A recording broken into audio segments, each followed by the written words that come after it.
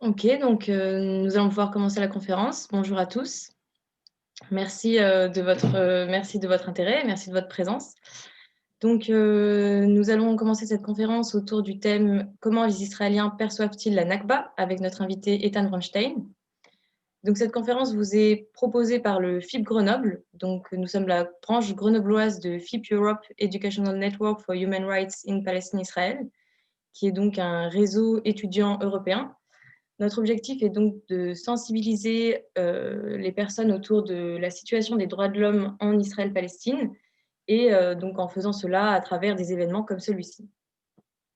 Donc aujourd'hui, nous avons le plaisir de recevoir Ethan Bronstein Aparicio, qui est donc le fondateur de l'ONG Zohot, qui travaille depuis 2001 à sensibiliser et éveiller les consciences en Israël autour de la Nakba et du droit au retour des réfugiés palestiniens.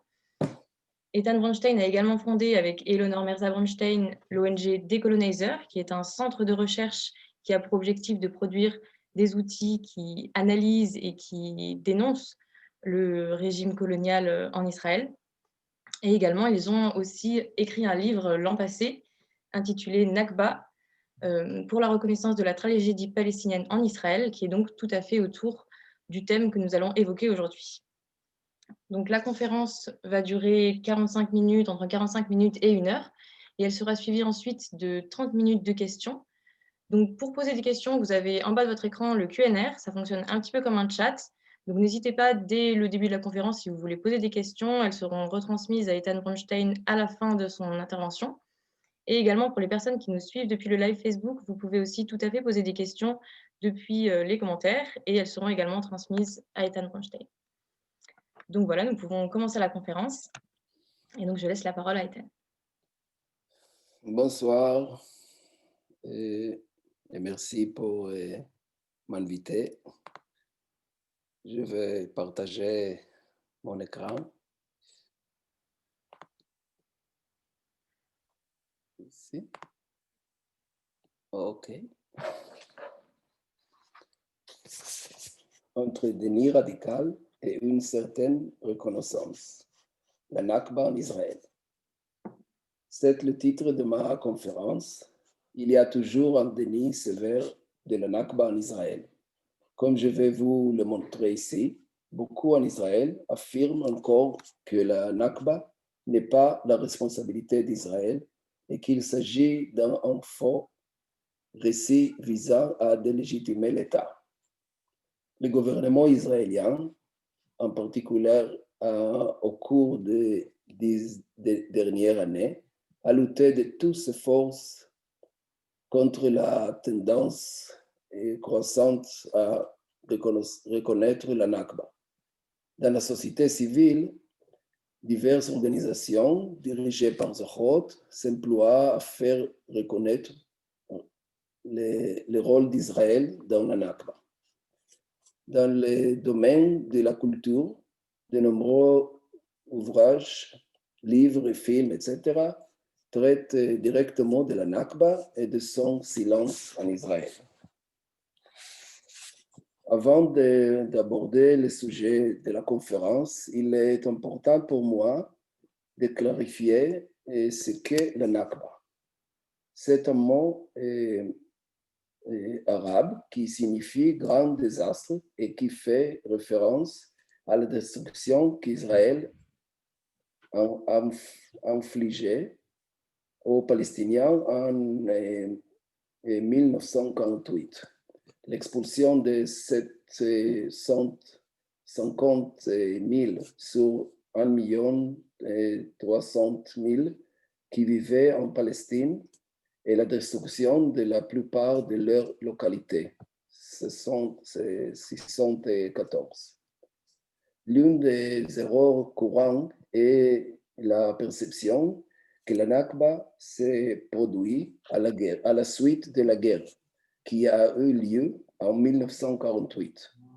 La guerre qui a eu lieu n'avait aucun lien direct avec la Nakba.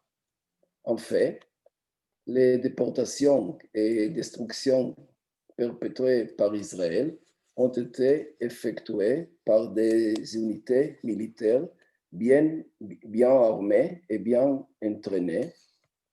Ils ont attaqué les localités palestiniennes dont la plupart étaient sans défense. Comme les combattants sionistes nous ont raconté ce qu'ils ont fait en 1948.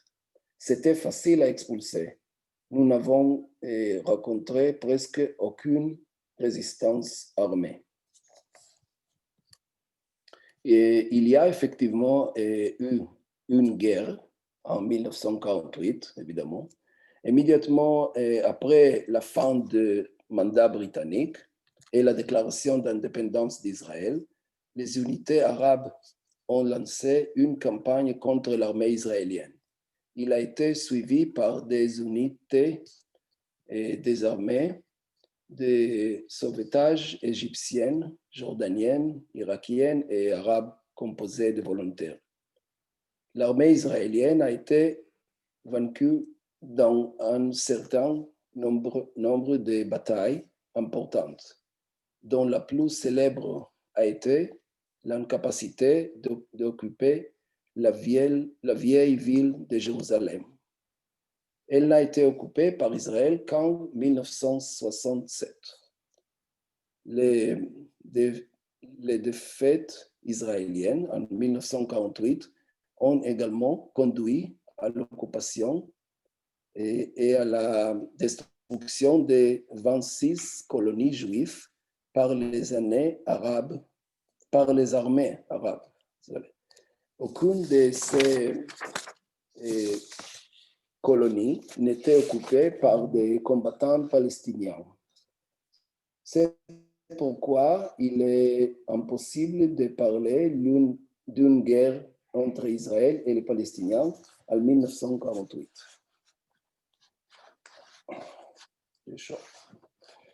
Pour commencer à expliquer l'attitude des Israéliens envers le Nakba, je veux vous dire quelque chose sur moi. J'ai grandi au kibbutz Bachan, en Israël, et qui est un petit village 1965, quand j'avais 5 ans. Le kibbutz a été fondé en 1954. C'est une photo de ses débuts. L'un de nos endroits préférés pour faire de la randonnée dans la région s'appelle Kakun. C'était une colline nue, et comme sur l'image ci-dessus. Et à son sommet se trouvent d'impressionnants vestiges antiques. Je savais que c'était une forteresse croisée du XIIe siècle. Ci-dessous, Kakun tel qu'il est aujourd'hui, après qu'Israël y ait établi un parc national. Quand j'avais 25 ans, j'ai coordonné les activités des jeunes et des enfants dans le kibbutz. Pour Hanouka, en 1985, j'ai organisé une cérémonie avec les groupes de jeunes animateurs pour tous les kibbutz en Kakun. Comme vous pouvez le voir sur la photo, tous les kibbutz s'y est rendu à pied. Nous y avons enflammé des signes et lu des textes sur la paix dans le monde contre l'apartheid en Afrique du Sud et pour l'égalité entre les êtres humains. Nous avons fait tout cela et ne savions pas du tout que cet endroit, Kakun, était un village palestinien jusqu'en 1948. Il est donc clair que nous l'avons complètement ignoré dans les textes sublimes que nous lisions. Ce n'est que lorsque j'ai eu 40 ans et que je me suis intéressé à la Nakba et que j'ai fondé Zahot que j'ai appris que Kakoun était un village palestinien qu'Israël avait conquis en 1948 et expulsé ses habitants. Dans le kibbutz, j'ai travaillé dans les champs agricoles qui étaient en fait les terres du village palestinien. Quand j'ai réalisé qu'il y avait un village palestinien, j'ai pensé qu'il n'existe plus lorsque Bachan a été fondé, car c'était 6 ans après la Nakba. Mais il y a quelques années, j'ai trouvé dans les archives du kibbutz la photo que je vous montrais, que je vous ai montrée. Cette photo. Et vous pouvez voir les maisons du village de Kakoun toujours debout sur le fond de la photo. Maintenant, je sais que ceux qui ont d'abord vécu à Bachan savaient qu'il y avait un village palestinien là-bas et pourtant on ne nous n'a pas parlé. Et ils ont seulement dit qu'il y avait une forteresse croisée. C'est un exemple typique d'ignorance de l'histoire palestinienne du pays et de la responsabilité d'Israël dans sa destruction.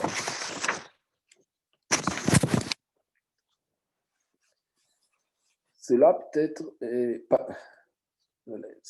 peut paraître surprenant, mais les premières à utiliser le mot Nakba dans le contexte de la destruction et de l'expulsion des Palestiniens a été l'armée israélienne.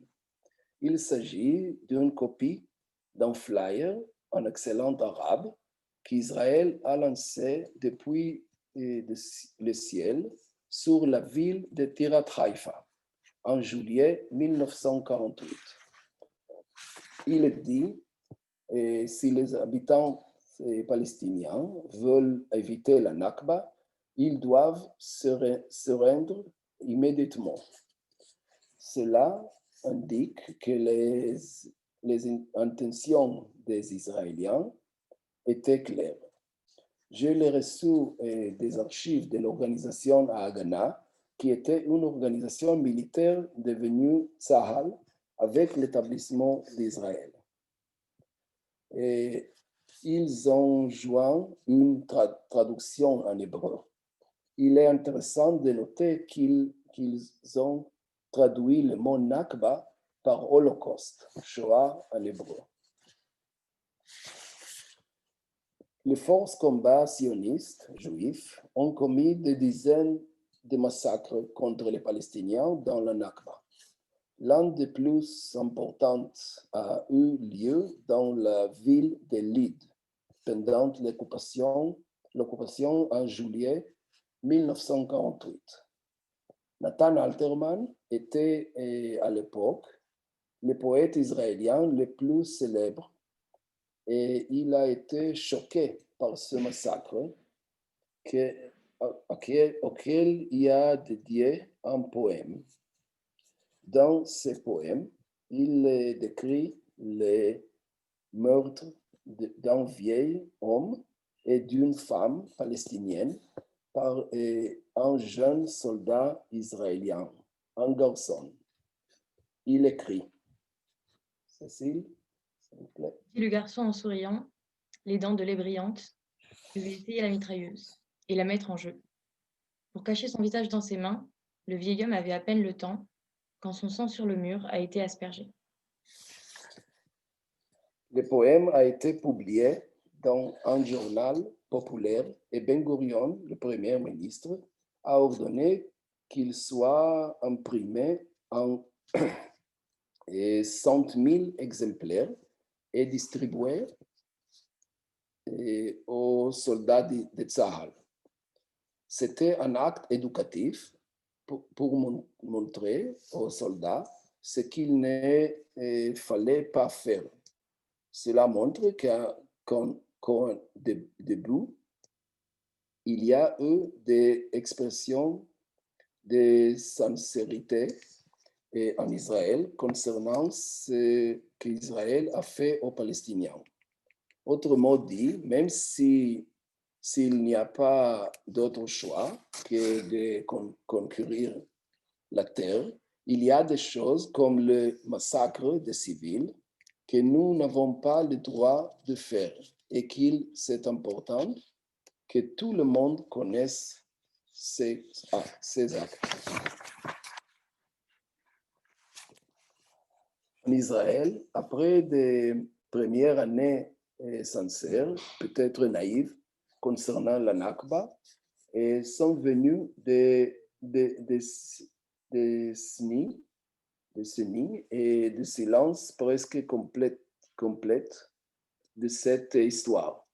Ceci est un extrait d'une brochure intitulée Nakba, c'est la merde, publiée par une organisation de droite appelée Im Tirtzu.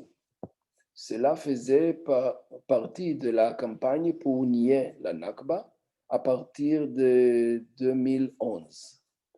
Mais les raisons qui y sont données correspondent au récit israélien qui niait la Nakba.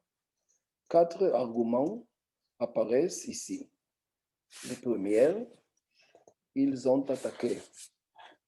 Vous pouvez lire ceci? Oui. Donc, le premier argument, ils ont attaqué. Les Arabes ont rejeté le plan de partition de l'ONU et ont commencé une guerre pour nous éliminer.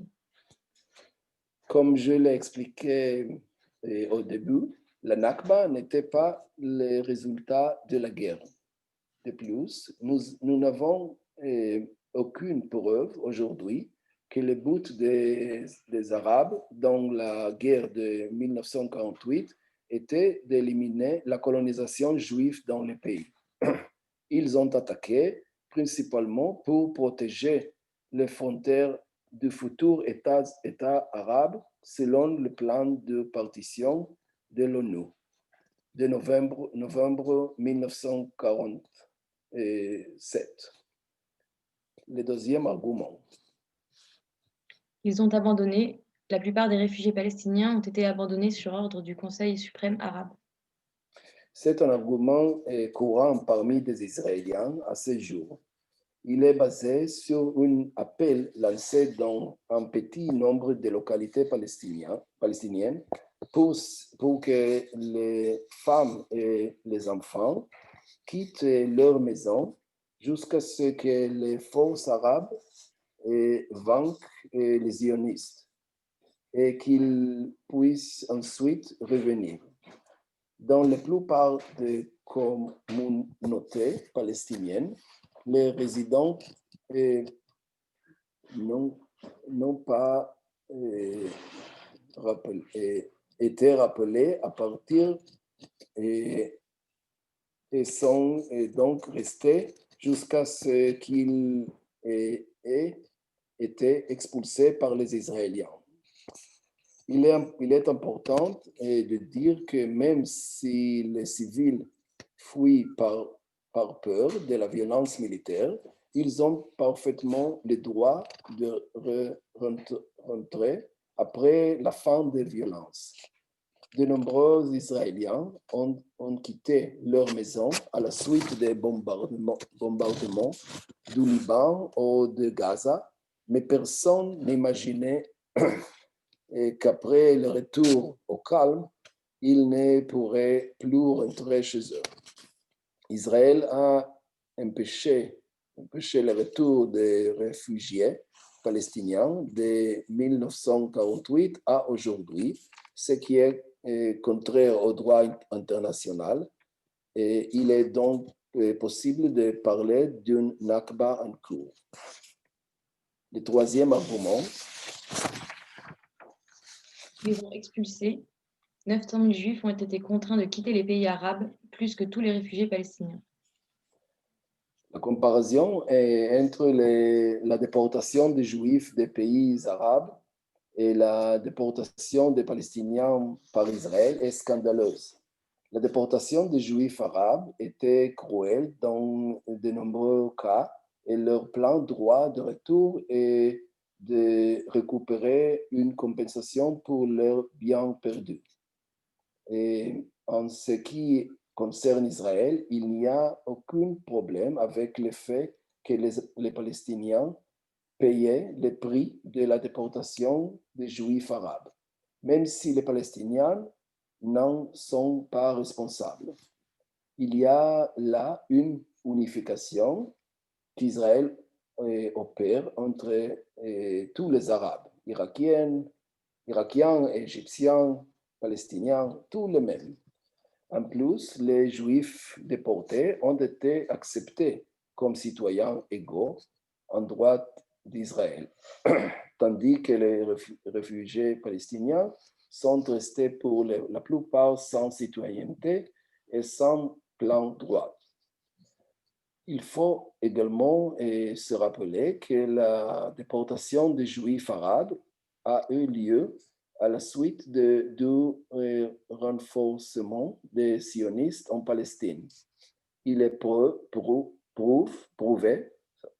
que dans certains cas, en Irak, ce sont les sionistes qui ont provoqué des provocations pour que les Juifs irakiens partent et déménagent en Israël.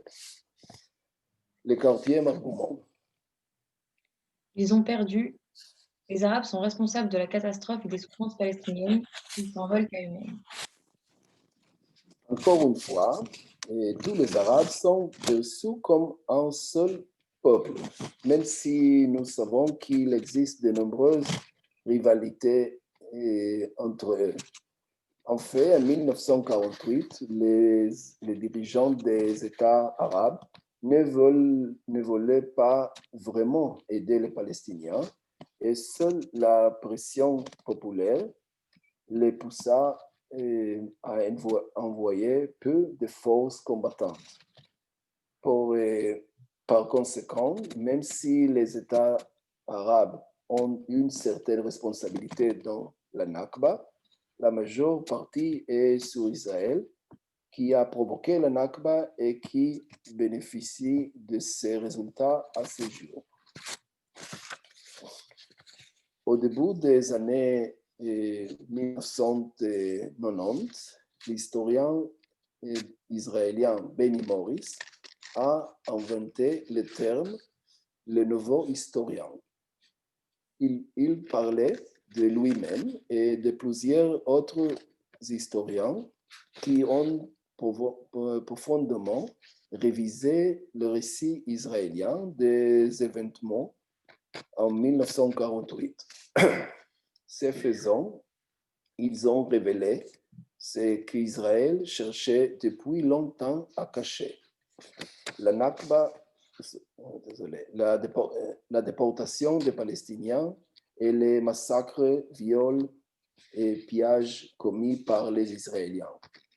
La nouvelle étude a créé un débat animé en Israël, mais c'est limité à l'élite éduquée, principalement universitaire. Depuis que nous avons commencé le travail des Zochrot en 2001, beaucoup plus d'Israéliens connaissent la Nakba et beaucoup d'entre eux comprennent également l'importance de la reconnaître. Voici quelques exemples de l'apparition de la Nakba en Israël. En 2012, un service commémoratif a été organisé pour la journée de la Nakba à l'université de Tel Aviv. Environ 1 millier de personnes y ont assisté. C'était le plus grand rassemblement dans un véritable espace israélien pour marquer la Nakba. La photo ci-dessous nous montre avec d'autres militants juifs accueillant des Palestiniens de Hébron qui sont venus visiter pour la première fois le village d'Ajour, d'où ils avaient été expulsés dans la Nakba. C'était une activité très émouvante, mais nous avons également rencontré une réaction menaçante d'un Israélien qui vivait là-bas et qui n'aimait pas ça. Notre livre, Nakba, en hébreu, a été publié en 2018 en hébreu et décrit le développement de la reconnaissance de la Nakba et son opposition en Israël. En 2011, le gouvernement a adopté la loi de la Nakba afin d'empêcher toute discussion sur le sujet. Le ministre le plus militant contre toute mention de la Nakba est le ministre de la Culture, Miri Regev. Elle utilise un langage flagrant pour intimider quiconque cherche à reconnaître la Nakba. Notre livre est probablement le seul qui a dû passer par 2 procédures judiciaires pour en discuter. Avec le maire de Jérusalem, ils ont fait appel à la Cour pour empêcher la discussion du livre. Dans sa lettre au procureur général, elle a écrit entre les autres: ils poursuivent un blabla pro-palestinien en ce sens, sapant notre existence même et cultivant les légendes de la Nakba. Heureusement, le tribunal n'a pas accepté et l'audience a eu lieu, mais cela montre l'approche du gouvernement pour mentionner la Nakba. Ce graphique montre le nombre de recherches Google pour le mot Nakba en hébreu. Au cours des années 1999 et 2015, nous assistons à une augmentation progressive parallèlement aux travaux de Zachor, puis à un grand saut en 2011, suite à la promulgation de la loi de la Nakba. Cette loi problématique a donc également conduit à un regain d'intérêt pour la Nakba. Aujourd'hui, nous assistons à un grand changement dans le discours sur la Nakba en Israël. Google a 500 000 résultats pour le mot Nakba en hébreu. Beaucoup de communautés palestiniennes en ruine ont leur propre entrée sur Wikipédia hébreu, étant donné que Wikipédia hébreu est souvent considéré comme un site de propagande israélien. Il est assez étonnant qu'il contienne de nombreuses entrées liées à la Nakba et que leur écriture ne soit pas mauvaise du tout. Et pourtant, c'est une information passive. Autrement dit, pour y être exposé, il faut le chercher. En revanche, dans les écoles, les matières n'est pas enseignées et n'est que rarement mentionnée. Je vous invite maintenant à regarder une vidéo de 6 minutes sur une action de reconnaissance de la Nakba que nous avons faite dans les rues de Tel Aviv lors des célébrations du jour de l'indépendance israélienne. Cela vous illustrera l'attitude des Israéliens face à la question, surtout lorsqu'elle est soulevée de manière assez provocante en 7 jours même. C'est quelque chose que nous faisons depuis des années, le jour de l'indépendance, à chaque fois différemment. Alors, une vidéo.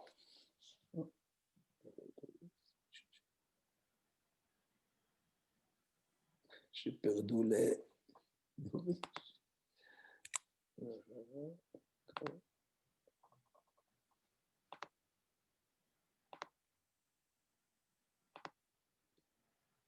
Okay.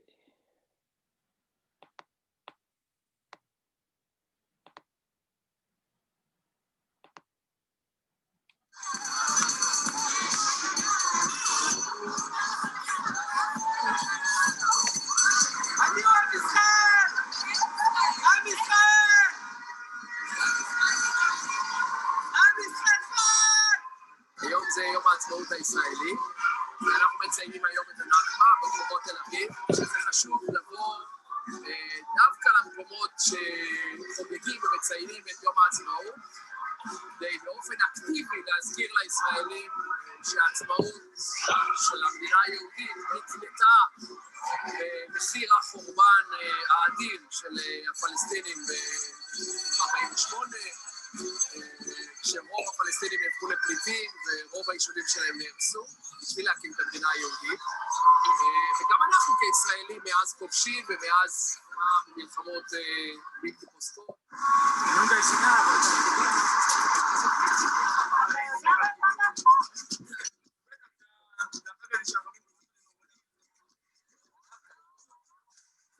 לשים עליך מסכה כזאת, ועוברת לשאת את הנכבה ביום העצמאות.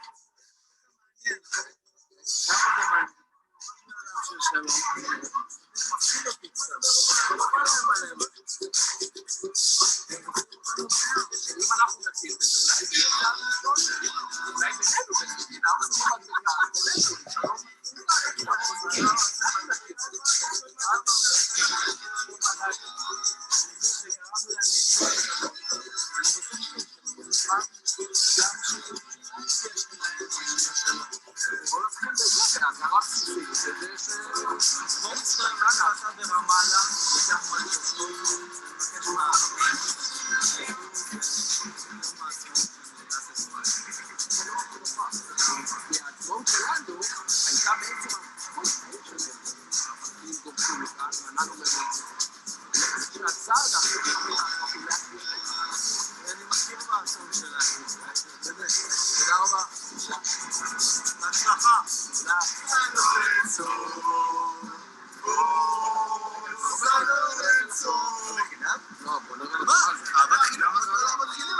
במדינה, זה בדיוק העניין של אהבת חינם. נכבה, יש לנו מדבקה מיוחדת היום הזה. אתה לא אוהב את זה? אני כבר לא הכל בסדר מודעים. אני מאחל של השנה ה-69 שתהיה יותר הכרה והזדהות. גם בהצלחה.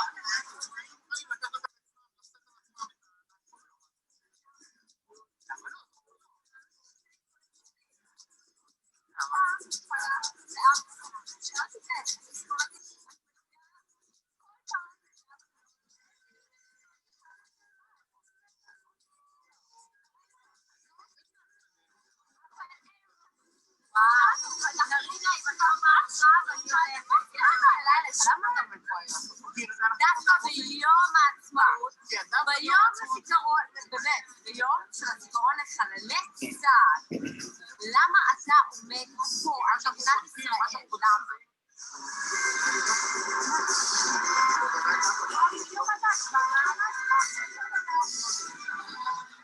רגע, מה זה? לתוכנית? איזה תוכנית? מה זה?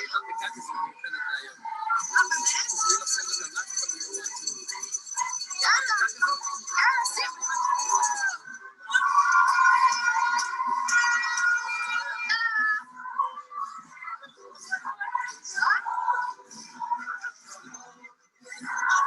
אתה רוצה לספר?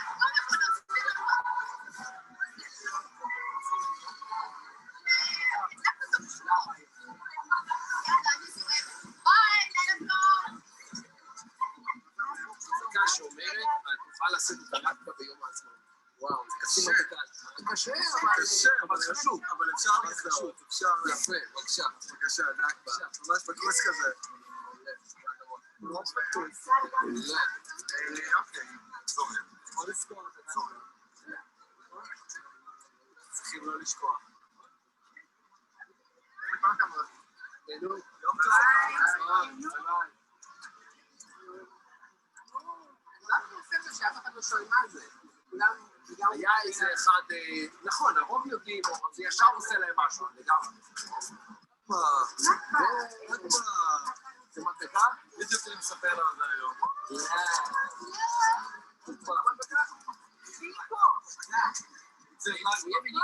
רגע, we have one in English. Please. Yes, we're gonna get beat up for it, you know. No. Look, we are walking in the street.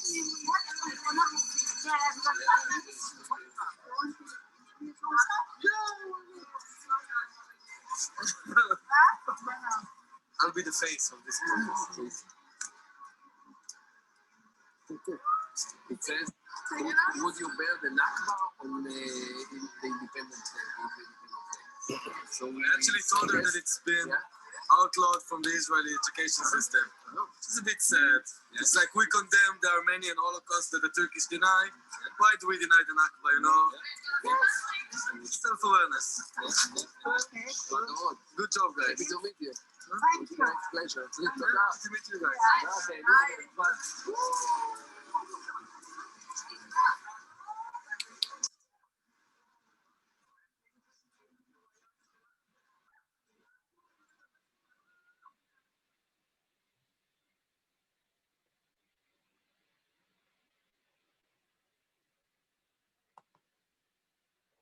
Oh. Okay.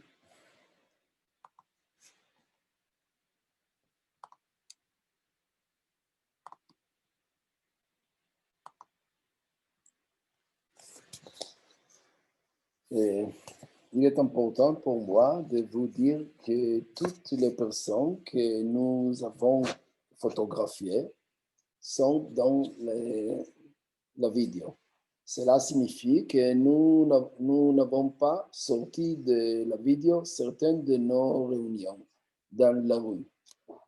Nous les avons seulement raccourcis. Comme vous l'avez vu, les réactions sont très diverses, de l'opposition et de l'indifférence au soutien et l'adhésion à notre initiative de porter un autocollant marquant la Nakba le jour de l'indépendance israélienne. Beaucoup de nos amis actifs avaient peur de la violence contre nous et n'ont donc pas rejoint l'action. Mais comme vous l'avez vu, tout s'est bien passé. En d'autres termes, il est possible de parler aux Israéliens sur cette question et il y a plus des ouvertures qu'on ne pourrait le penser.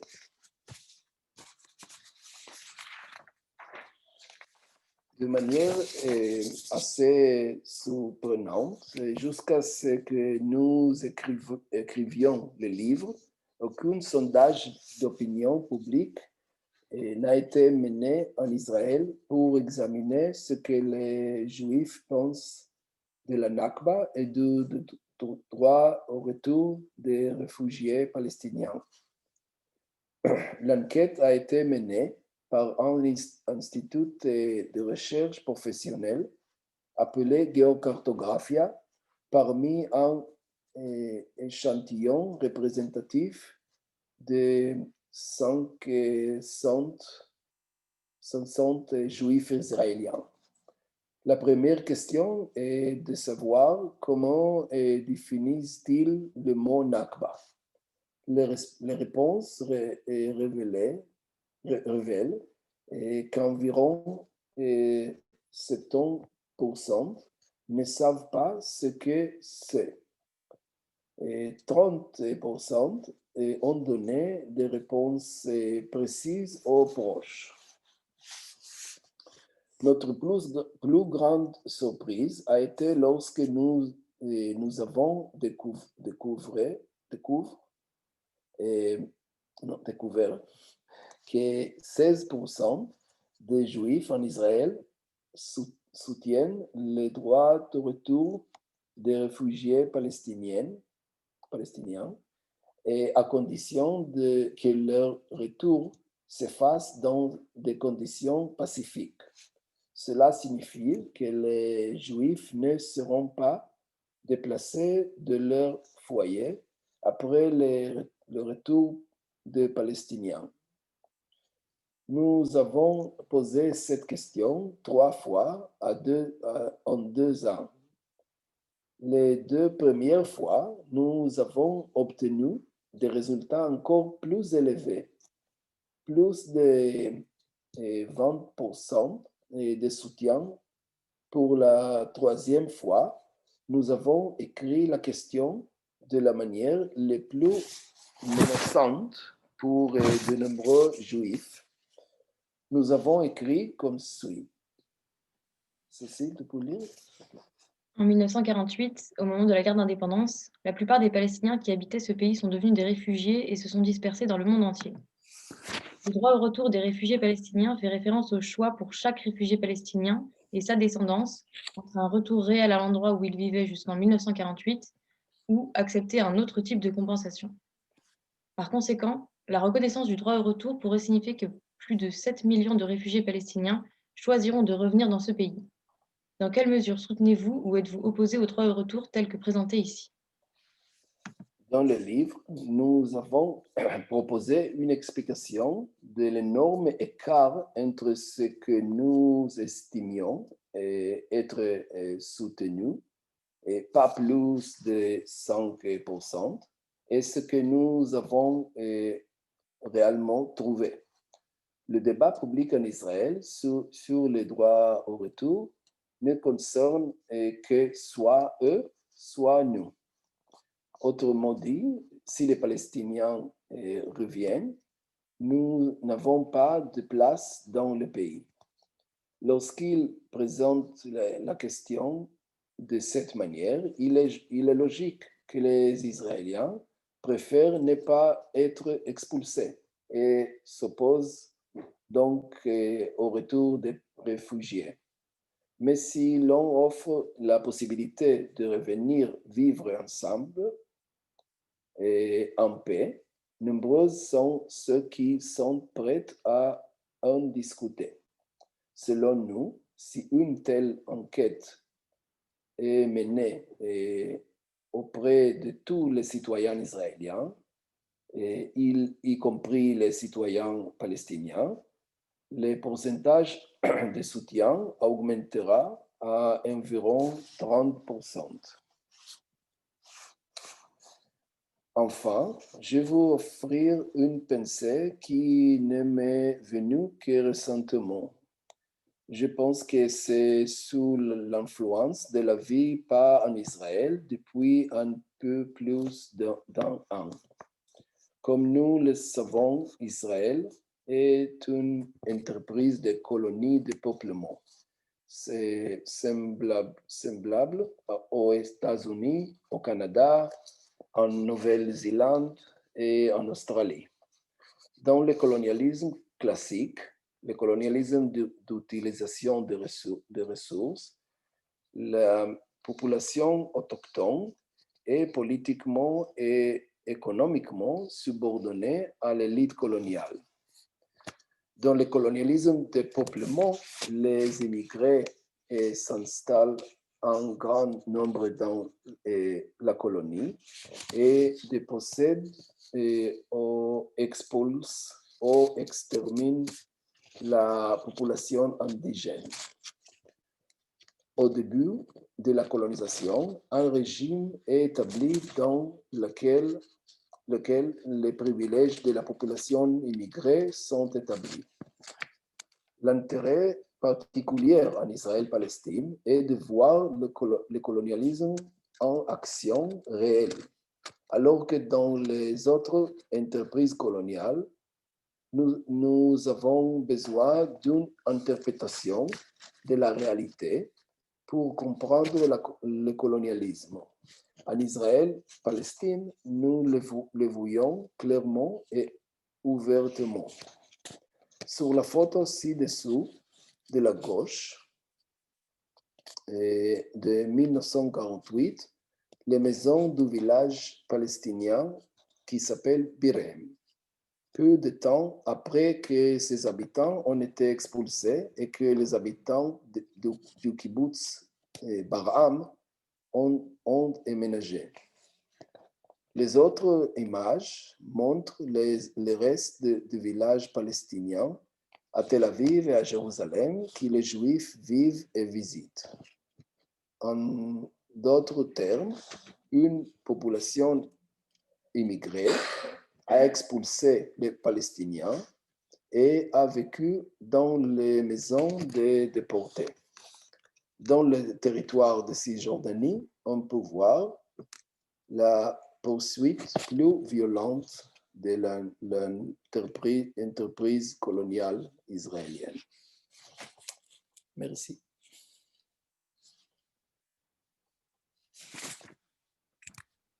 Merci Ethan. Donc, je pense qu'on peut passer au moment des questions. Donc, normalement, nous allons Sol qui va nous rejoindre pour poser les questions.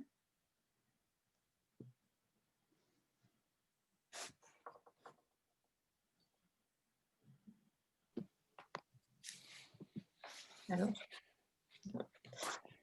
donc, hop. Désolée, j'avais un problème avec ma vidéo. Alors,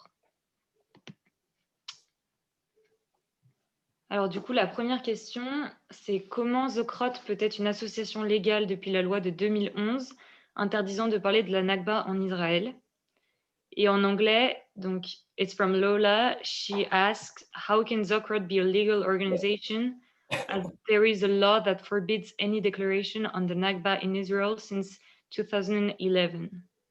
Yeah. Yes, it's a good question to clarify the situation because, in fact, as I said, the law, the Nakba law, la loi de la Nakba, the intention or its goal is to stop any debate, any mentioning, commemoration of the Nakba. But this is the intention. It's not written explicitly in the law because they cannot pass such a law. It's too, I would say, too anti-democratic just to say you cannot talk about something. I don't think it's possible anywhere. So what they did, in fact, the law only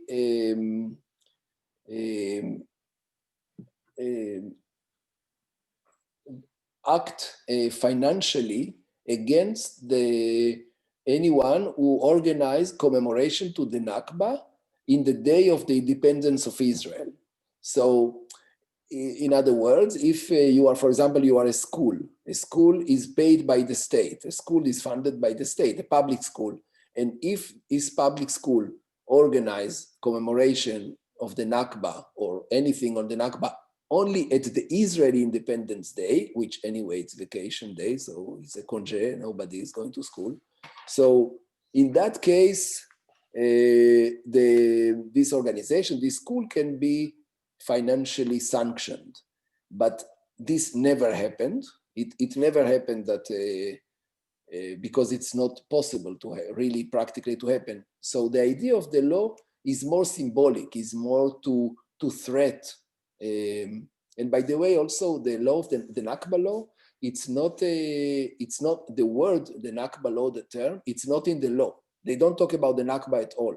What they say in the law, that it's not allowed to, or not allowed, as I explained, if you are funded by the state, you cannot organize a commemoration, a morning commemoration or morning ceremony in the day of the independence of Israel. Because the logic of the law, if there is a logic, is that it's not okay that organization that is funded by the state, the Jewish state Israel, will commemorate the Day of Independence as a mourning day. So this is the logic within the law, okay, to explain you in details. But in fact, we know that this law tries to prevent anything. For example, the example that I brought about our book, that this minister used the law falsely, but she tried to use the law to say, you are not allowed to debate this book, your book, because by the Nakba law. But she failed in court. That's why Zachot and other organizations continue working on the Nakba, and it's not illegal. It's only under pressure, and yeah, there are all kinds of pressures, of course, but legally it's not yet the situation to close such a work. Ok. Alors du coup, la seconde question, c'est comment se positionne la majorité de la société civile israélienne vis-à-vis de la Nakba? So, what's the most common opinion in Israeli society about the Nakba? Yeah, so I think I showed you in the 4 arguments of that Cecile, thank you, helped me to read. These were the main, let's say, most known and common Israeli arguments against recognizing the let's say the reality of the Nakba, the history of the Nakba. But it's difficult to tell you today how many exactly. I think our sondage, our enquete is quite telling about it, and we found in this. I didn't show you other questions there, but there were other questions that showed that a big percent, I don't remember exactly, not majority, but big percentage of people, like 40% maybe, are at least know and also understand that Israel expelled Palestinians in 1948. This, like the reality of it, many people today know it. And as I showed other examples, that today the discourse about the Nakba is much more open and people know that this happened. The problem is in the question of the responsibility, like who is responsible for this history. So like when I grew up, as I showed you, in the village of Kakun and other places, like many Israelis like me grew up in a place we didn't even know about it. In many, many decades, we didn't know that this even happened. Now, many people know, but still don't acknowledge the responsibility of Israel. And even if there are people who acknowledge the responsibility of Israel, I would say that more liberal Israelis, like if you take in terms of voting, I don't know, people that vote to liberal party, what's called maybe sometimes left in Israel, they would say, yes, we have responsibility for the expulsions in the Nakba, and also Israelis did many wrongdoing in 1948, but it's not only our responsibility, and we don't agree with the right of return. The right of return, it's not possible, and so this is, for me, it's like kind of acknowledgement of the Nakba, but kind of acknowledgement, not a real full acknowledgement. Yes.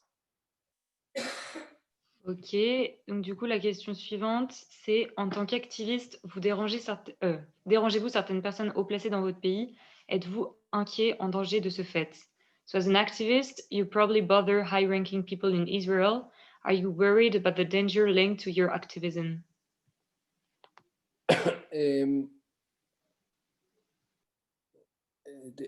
If the question is about activism on the Nakba directly, unfortunately, I can say that today, I don't know of any activism in the streets, like going to the Israelis and try to do something quite provocative, like you saw that we did in the past. So since we left there, nobody is doing this. But more in general, I would say that there is a shrinking space for discussions like these ones and others. I can give another example, just a very recent example. There is this organization that I think is very, very known, much more known than Zohot, of course. It's called B'Tselem. You know this organization? You heard about it? B'Tselem? No? Okay. B'Tselem is probably one of the most, the biggest human rights organizations in Israel. And it's one of the longest time working on the violation of human rights in the Palestine, in the Cisjordania, in the West Bank and Gaza, and mainly in West Bank. And they are very, very well known and appreciated. Also, their director was in the UN, talking to the UN, and so he is a big, big enemy in Israel. Like they are organizations that they are considered as traitors for many people. And now this organization that is very solid, and they are not anti-Zionist, even though now with the new position that they adopted very recently, very, very recently, it's like really interesting news from very recent, I think maybe 1 or 2 weeks, they published a new position paper, a new position on the situation in general. And for the first time, they consider all Israel as an apartheid, all Israel. And it's very interesting development, because this is something that people like us, we said it years back, of course. Colonialism, apartheid, okay, all this, we are talking about this since long time. But organizations like much more established, like B'Tselem, which is much more mainstream, they never said apartheid about the whole Israel. And now they say it openly. And just yesterday, they were invited to a conference in one very big and known school in Israel, high school. And the Minister of Education openly called the school to cancel this event and not to let this person to talk to the pupil. So you see the pressure from the Minister of Education directly to the school, telling them not to do it. Interestingly, the school was very firm, and they asked back. They didn't want to, to break the law. So they asked the Minister of Education if they can provide a legal document that show that it's not allowed what they are doing. And since it was not done, they didn't provide, because there is no document like this. You cannot just prevent people from entering school just because minister doesn't want. So the event took place, and there was a discussion, but it shows how there is more and more pressure against human rights organizations. And on the other hand, it's interesting to see that organizations are more clear with their position about Israel. And in that sense, to state that Israel is an apartheid, I don't know to say if you can still call them Zionist, because we were always saying, okay, B'Tselem and other organizations, they are all Zionist, lefty Zionist, but organization that define Israel as apartheid, I'm not sure is still Zionist. It's a good question to look at it. D'accord. Donc la troisième question, c'est êtes-vous pour la solution d'un ou deux États? So are you in favor of a one-state solution or a two-state solution? Yes. No, of course, I'm not in favor of the solution of two states. I don't want to waste too much to say that it's not practical anymore, because I think this is very clear that it's not possible anymore to divide. And, there are more than 500,000 settlers in the West Bank, so I don't think it's even possible. But I want to talk more about the principle and the morality of it. The problem with the two states, which is the classic, I'm talking about the classic solution of two states, is that there is one state that is Israel. It's a Jewish state. And the other state is the Palestinian. It's their issue how they will do it. Like they want to have I don't know what democracy or not is their business. But and of course in this classic two-state solution, the right of return is not to the Israeli state, of course, is only in the territories of the Palestinians, like in the future Palestinian state. Now, this is not an acknowledgement of the right of return. It's not materialization of the right of return, because right of return means that all the refugees and their descendants, like Cecile read in the questions that we put in the enquete, have the right to choose to return to their place or nearby or another place in Palestine, or to get another way of compensation. Now, if you limit the return only to a Palestinian state, it means that a big part of, the main part of Palestine is out for them, it's closed, it's for Palestinian refugees.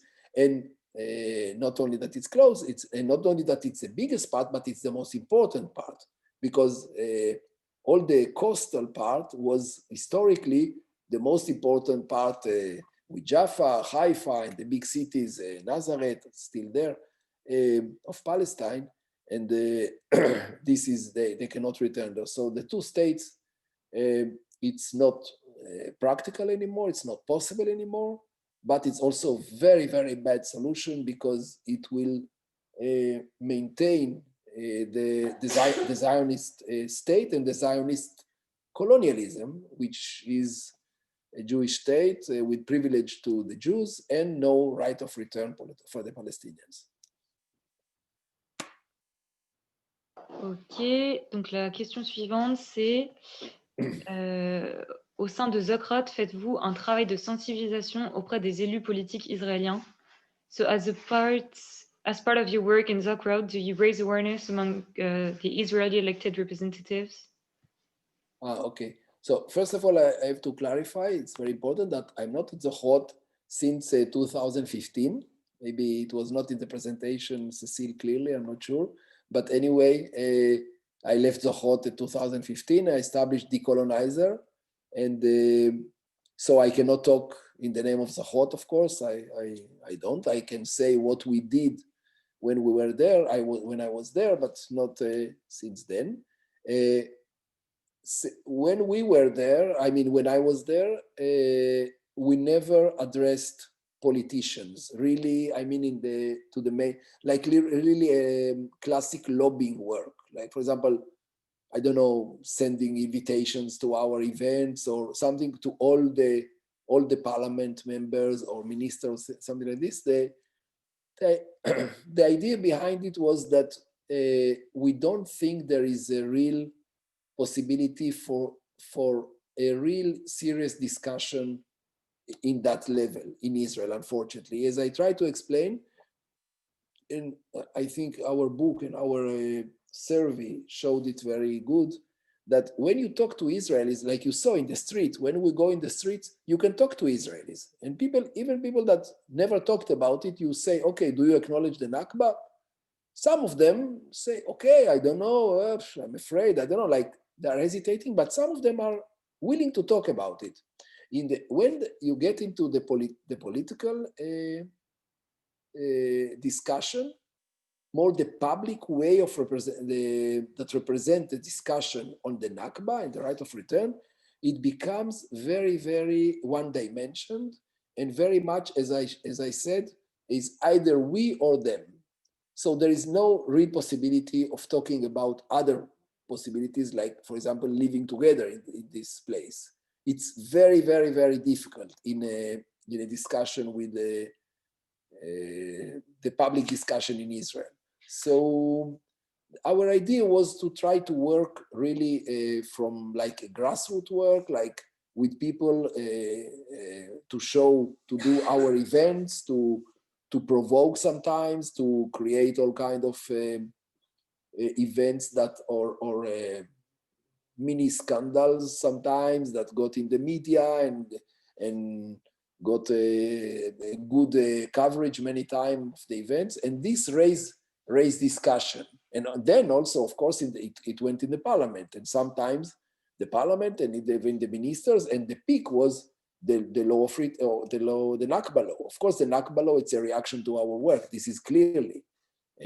So we succeed to make them refer to the Nakba, but without really entering into a direct discussions with the politicians on this. Okay, thank you. So the next question, la question suivante, c'est l'idée d'occuper légitimement la Palestine est-elle toujours prégnante parmi la nouvelle génération ou est-ce que le nationalisme a supplanté cette idée aujourd'hui? So, is the idea of legitimately occupying Palestine still prevalent among the new generation, or has nationalism replaced this idea nowadays?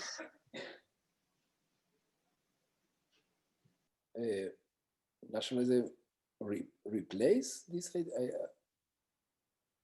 So the question was, yes, if nowadays nationalism replaced this idea among the new generation, or if they still think that the idea of occupying Palestine is okay, from what I understand.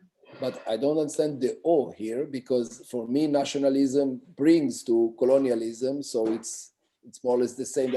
So, but I can say that yes. Look, let's say grosso modo, yes. I think most of Israelis, very big majority of Israelis, still support, unfortunately, the legitimacy of conquering Palestine since 1948 until today.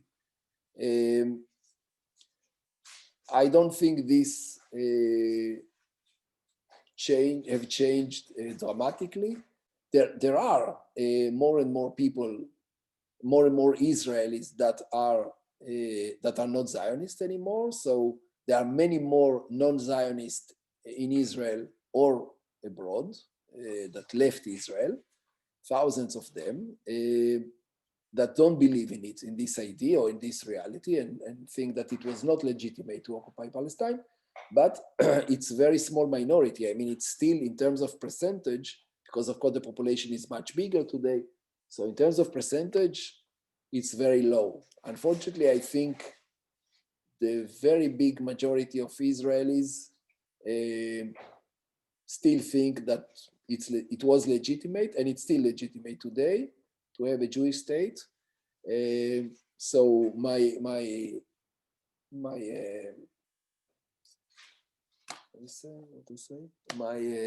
solution for this situation, or my like how to counter this, or my conclusion, let's say, for this, is that the change, if there will be change in the future, will not be by convincing Israelis, exactly as it was the case with South Africa or with other terrible regimes in the history that were not convinced. You know, people that are colonizing or occupying or being completely racist regime, they don't get up one day and say, it's not good idea to colonize other people or to exterminate other nations. No, they are defeated either economically or militarily. And I hope Israel will be defeated by international forces that one day will change the attitude toward Israel and put a lot of pressure against this regime, not only the policy of Israel, but against the principle of a Jewish state. Merci Ethan. Alors la question suivante du coup c'est: avez-vous déjà entendu le mot catastrophe parmi la population juive ou israélienne au lieu de Shoah? Have you ever heard the words catastrophe among the Jews or Israeli society as to say the Shoah? You understood exactly the question? I didn't understand exactly what it means, the question.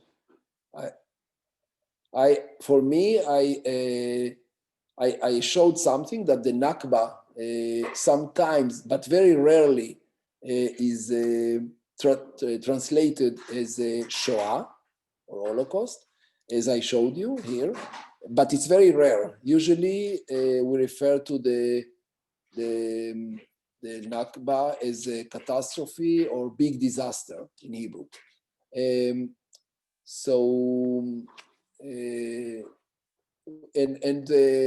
We don't refer, I don't know if this what the person wanted to ask, but we don't refer to the Nakba as Shoah.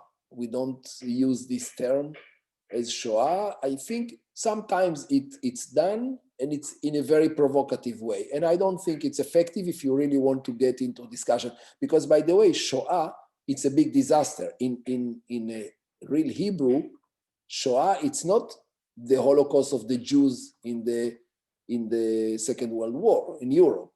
Shoah, it's a word like Nakba. It's a word that means big catastrophe. But in Hebrew, Shoah, the Shoah, La Shoah, if you want, refer to this specific event, or these terrible years in Europe for the Jews. Now, so if you say that what happened to the Palestinians is a Shoah, it's really, if you want to provocate or to be very like, I don't know. I don't think it's constructive anyway to discuss in this way, because anyway, we have enough words here to use. We don't need this provocation. Merci. Alors, la question suivante, c'est beaucoup de Palestiniens quittent leur pays. Comment voyez-vous le futur des Palestiniens? Many Palestinians are leaving their country. How do you see their future? Or the future It's true. It's really a strong question that, frankly, I ask myself many times. It's really something that even us, we get sometimes this question. People say to us, okay, how it will change there if people like you are living there, are not anymore there. And many times I think about many Palestinian friends that are living there, are moving to other places. For example, I have friends from Gaza that left, and I have to be honest to say that for people that live in Gaza, if I want their good for their life, I hope for them to live, like, frankly, as friends, On the other hand, yes, it's a dilemma. Okay, if they leave, so, what's the future there? I don't know. It's really a good question, and but of course it's a Palestinian to answer it. I hope one day we can all return there to live in equality with the Palestinians who left, who had to live, and maybe also the Israelis, but not in a Zionist and colonialist situation. Ok, merci. Ok. Donc la prochaine question, c'est étant donné le déni politique de la Nakba et la falsification de l'histoire par des ministres comme Miri Regev, désolé si je prononce mal, est-il vraiment possible d'imaginer qu'Israël reconnaisse un jour la Nakba? So given the political denial surrounding the Nakba and the falsification of its history created by some ministers such as Miri Regev, is it possible to think that Israel will one day acknowledge the Nakba? No, in fact, Israel, by the definition, Israel is a Jewish state. So, as a Jewish state, you cannot, this state cannot acknowledge the Nakba. If they really acknowledge the Nakba, if this state acknowledges the Nakba, it's not anymore Israel or a Jewish state, because the acknowledgement of the Nakba means the acknowledgement of the right of return of Palestinian refugees. It means that they belong to this country, and it's not only ours, the Jews from here. So Israel, an acknowledgement of the Nakba, it's contradictory. Israel cannot acknowledge the Nakba.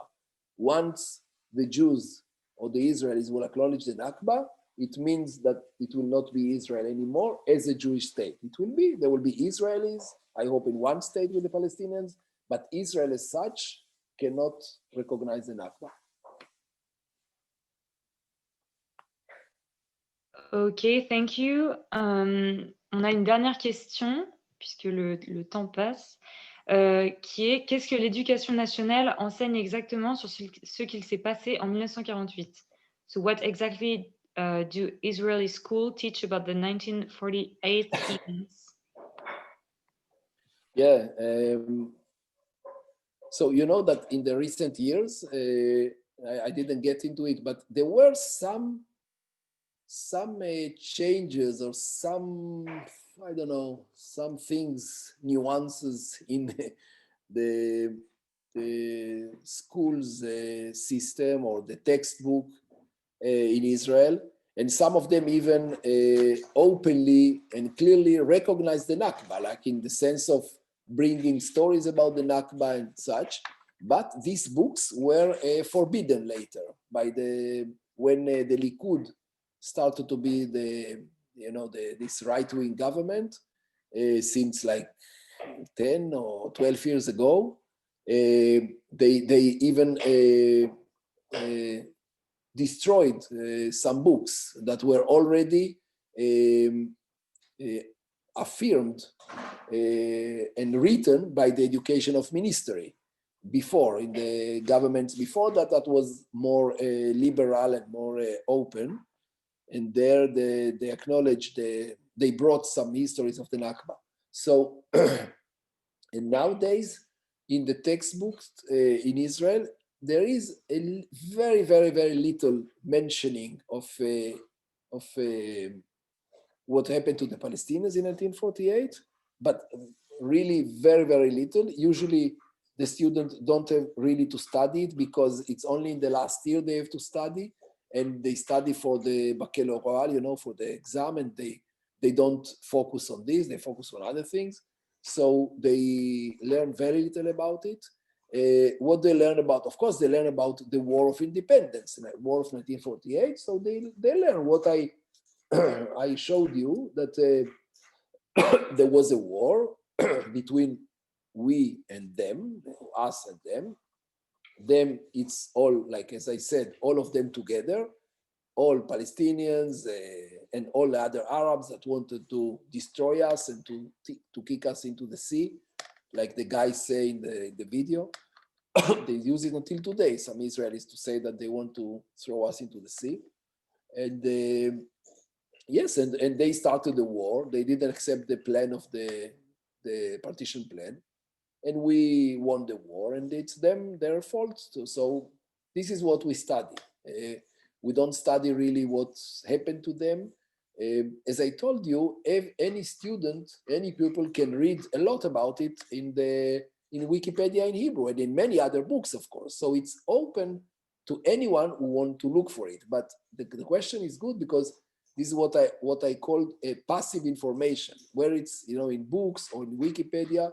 You have to go to look for it, but it's not proactively teach or taught by the school system. So yeah, we still have a very long way to go.